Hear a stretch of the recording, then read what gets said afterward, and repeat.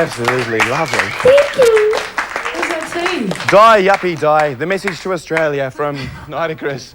Thank you very much. Your cups of tea are ready. Thank you. They're cold because the kettle doesn't work.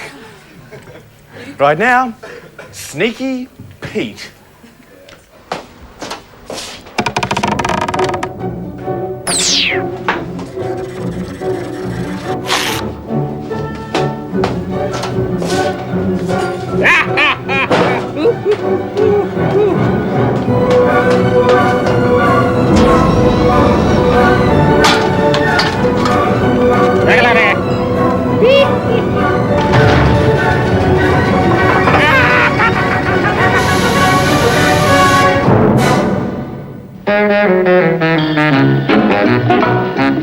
This westernized apartment in Tokyo houses the soul of Ushio Shinohara, 24 years old, a funky and an artist.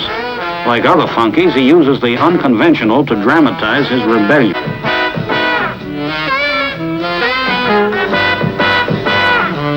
Now Ushio draws his inspiration from chaotic Western rhythms.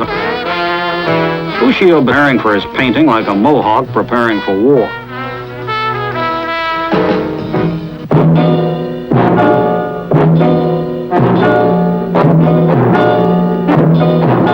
The beating of distant Western drums drives him finally to the vacant lot which is his studio and his arena. His goal, he says, is not to depict beauty, but to demonstrate the vigor of his youth.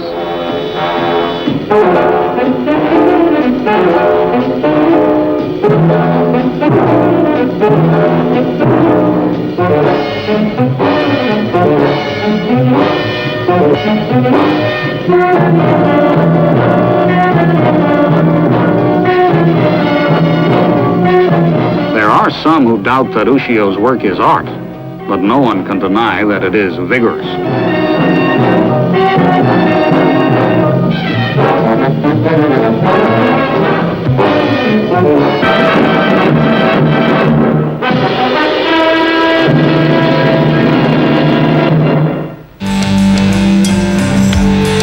That was fantastic. That was fantastic. That was fantastic. That was fantastic. So he went and he said, "Mama," didn't he? Mama, mama, mama. Oh, Mickey, say mama. Mama, mama, mama. That's a good dog.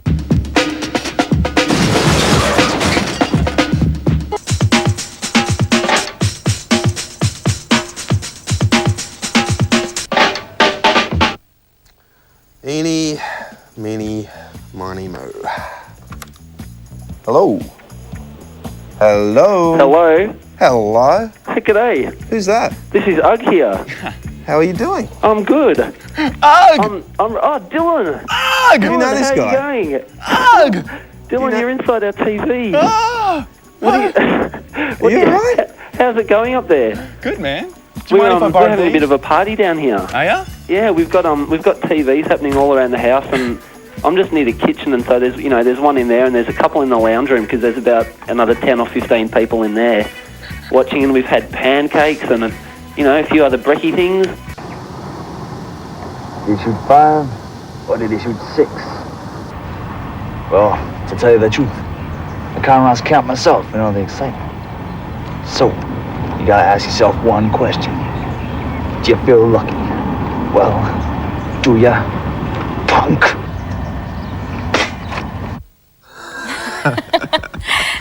Nick, what did you think of Scott Weston's remake of Dirty Harry?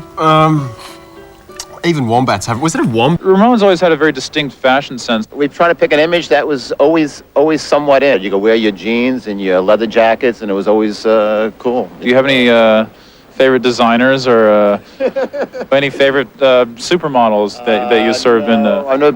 I never really liked models so much. Well, on that note, we're going to leave you here.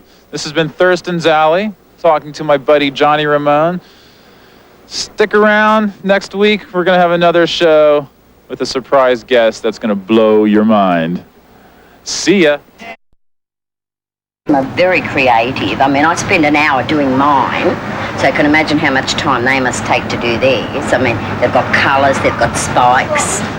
I think the only thing I'd say to them is to smile, because sometimes they look terribly, terribly serious.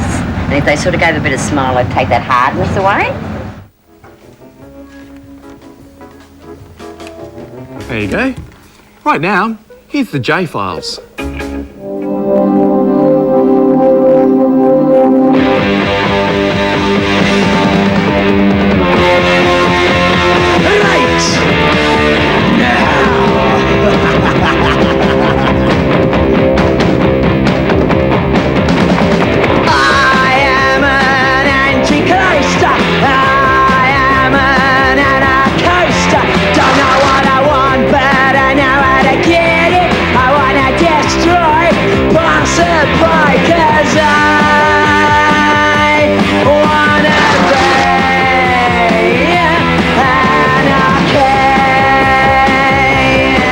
Little number called Anarchy in the UK was recorded by a group called the Sex Pistols.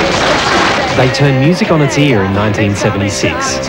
They were offensive, loud, anti-establishment, but also incredibly popular. The effects of the punk revolution they started are still influencing bands today. They were the Sex Pistols. I wanna be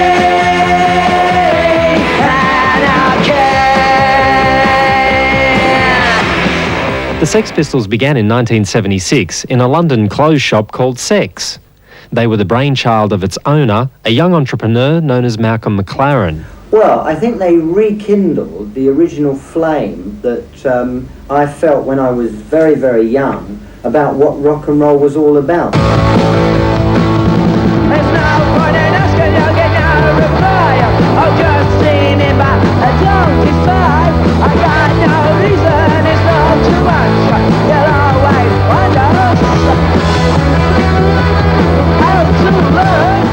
Word of mouth spread early in '76, and the Sex Pistols were seen as the leaders of a new movement called punk.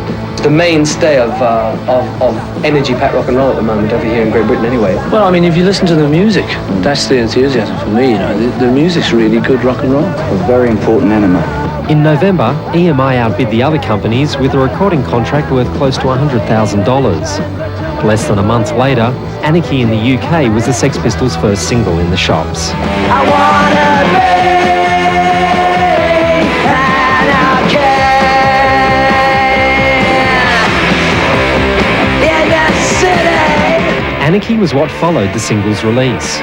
The Sex Pistols swore on national TV, had virtually the whole of their first national tour cancelled, and were fired by 2 record companies. 6 months later, they were banned from airplay when their second single, God Save the Queen, was released to coincide with the Queen's Silver Jubilee.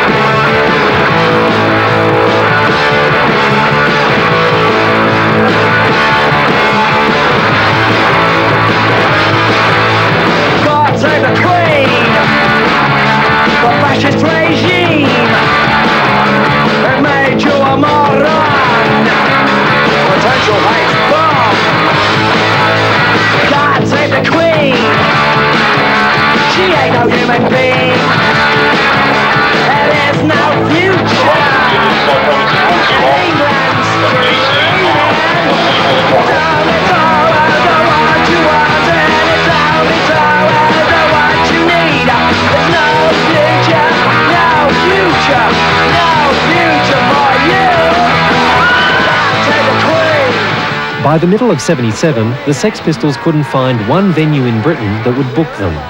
God Save the Queen had gone to number 2 on the charts. Their third single, Pretty Vacant, had also gone top 10, but the only way the band could tour the UK was by playing secretly as The Spots, an acronym for Sex Pistols on Tour. After the release of Nevermind the Bollocks, Here's the Sex Pistols, which went straight to number 1 in the UK, the band went to the USA to tour for the first and only time. Johnny Rotten was becoming fed up with the sensationalism surrounding the group, for which he blamed McLaren, and was half-hearted in performing. Following a show in San Francisco on January the 14th, 1978, he announced the breakup of the group.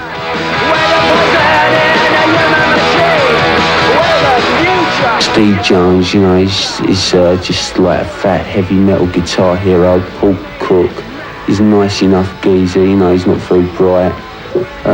Sid Vicious is just like a coward and a bully and extremely stupid. And Glenn Matlock is just like a middle-class kiddie, into art school and worked in the King's Road at weekends, you know? Like Rotten was the real important one. Rotten changed back to his given name Lydon and quickly formed PIL, Public Image Limited. This is a Countdown magazine here, and it's just absolute nonsense, like this show. Jones and Cook featured heavily in the Sex Pistols' doco, The Great Rock and Roll Swindle, which hit the screens in 1979. And after a stab at a solo career, Sid Vicious was charged with stabbing his girlfriend Nancy Spungen in their hotel room in New York City. Released on bail, Vicious died of an OD on February the 2nd, 1979.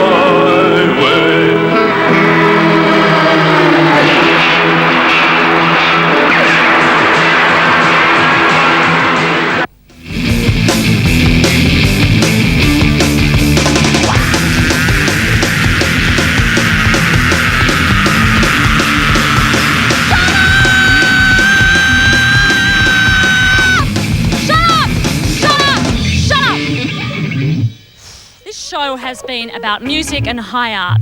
I want to be the sweat, I want to be the sport.